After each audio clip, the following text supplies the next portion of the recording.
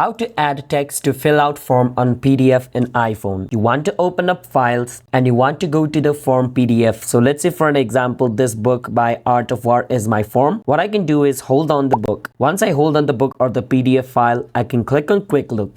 Once I click on quick look, it's going to take me here. Now let's say I have to fill this page up on the PDF. What I can do is click on the pencil looking icon at the bottom right beside the search icon.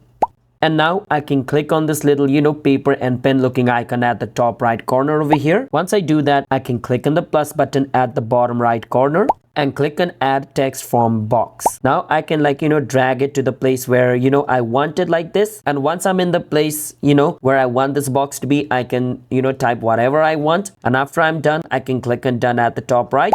And just like this, it's going to be written in the PDF. So let me just show you on quick view again. As you guys can see, that's how you guys can do it. Subscribe to our channel for more videos like this.